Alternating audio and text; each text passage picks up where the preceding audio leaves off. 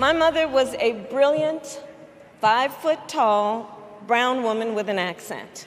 She taught us to never complain about injustice, but do something about it. Born in 1964, Kamala Harris's story begins in the diverse and progressive neighborhoods of the San Francisco Bay Area. Her immigrant parents, Shyamala Gopalan from India and Donald Harris from Jamaica, met in Berkeley, California, where the two gifted graduate students arrived to study at the University of California. 1960s Berkeley was a center of civil rights and peace activism. And if there is any reason that I have come out here, it is to give you a message of hope. Harris has said her earliest memories are of being taken to rallies in a stroller. By 1970, the Harris' marriage had ended. Shyamala Gopalan, with her two daughters, found an apartment to rent in an area of Berkeley known as the Flatlands. So they lived above the daycare center, above Shelton's daycare, in a modest 2-bedroom, 1-bath apartment. Childhood friend Carol Porter first met Harris at the school bus stop. Right here at the corner of Bancroft and Browning in West Berkeley. We were the second class to desegregate Berkeley Public Schools.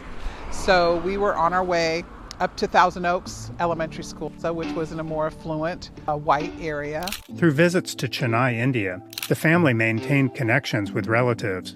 Harris has said that her grandfather, who served in India's government, was an inspiration. At the same time, Shyamala Gopalan knew that in America, her daughters would be seen as black and nurtured them as proud black women. They regularly visited a cultural center known as Rainbow Sign.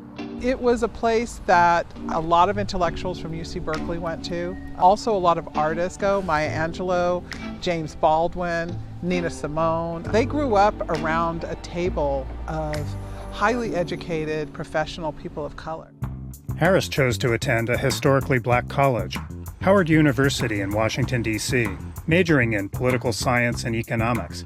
She found her political voice on the student council and debate team. She didn't have any problem debating with the guys, and that she could stand her own ground and she could succinctly and clearly get her arguments across.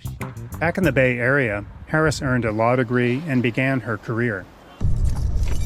In 1990, at a time when record levels of black men were incarcerated in California, she took a job as a prosecutor, a role often viewed negatively in the African-American community.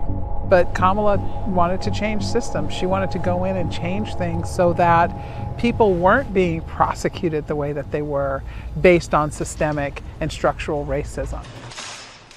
In 2002, Harris took on the incumbent in a race for San Francisco District Attorney. Andrea Steele is a political consultant who helped with that campaign.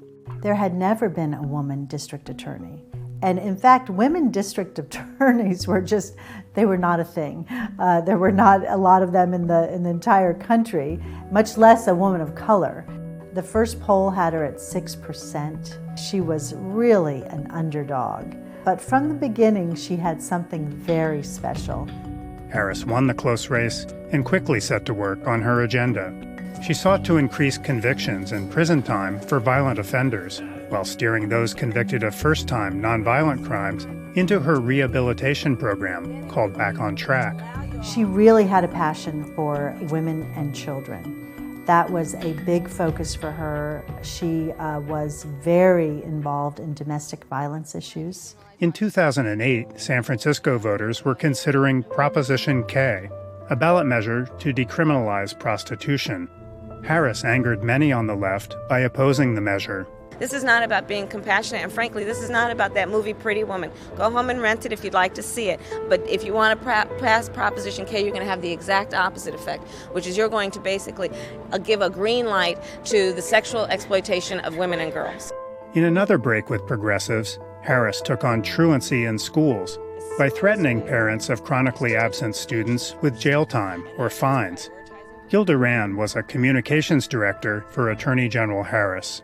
Her desire to tune in to a root problem, kids not going to school at a young age and ending up in prison, was an example of more systemic thinking, rather than just, who cares what happens to you? If you break the law later, you go to jail. She was trying to find a solution there at the front end of the problem. Harris championed the right for same-sex couples to marry. This is Kamala Harris. You must start marriages immediately. And on the day the last legal barrier fell, she performed the first marriage.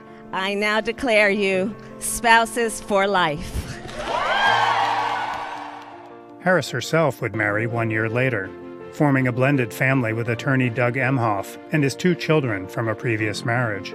Elected U.S. Senator in 2016, Harris quickly rose to national prominence as a sharp interrogator during hearings on Russian election interference. So I need to be correct as best I can. I do want you to be honest. I'm not able to be rushed this fast. It makes me nervous. And Donald Trump's nominees for the Supreme Court.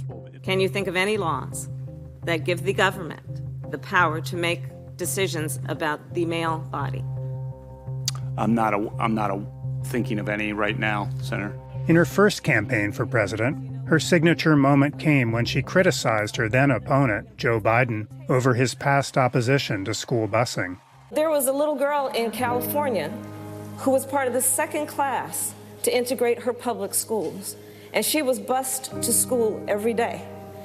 And that little girl was me. The comment scored political points, but her campaign struggled to find its direction and manage its staff.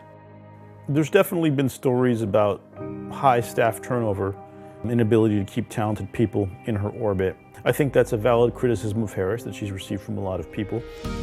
Biden went on to win the nomination, but ultimately he would ask Harris to join the ticket as his vice president, and the two went on to victory in 2020, making her the first woman and the first person of color to win that office. I, Kamala Davy Harris, solemnly swear. Early on, Vice President Harris was tasked with addressing the surge of migrants attempting to cross the U.S. southern border. Following the administration's objective of focusing on root causes, she engaged with Mexican and Central American leaders in an effort to address instability and poverty in the region.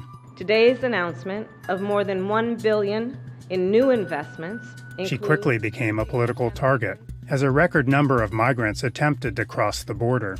She was supposed to be the one that was in charge of securing our border at the very beginning of Biden's presidency, and I don't even know if she's been down there yet.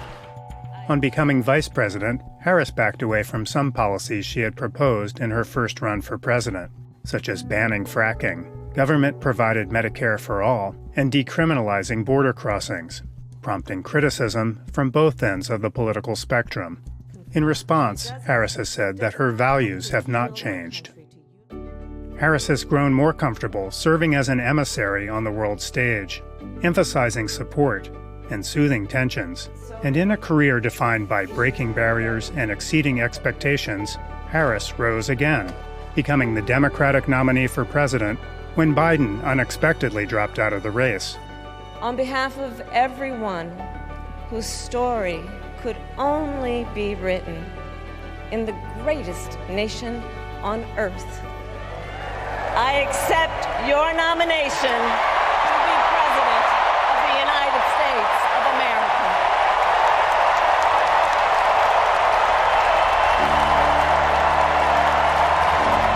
Matt Dibble, VOA News, Oakland, California.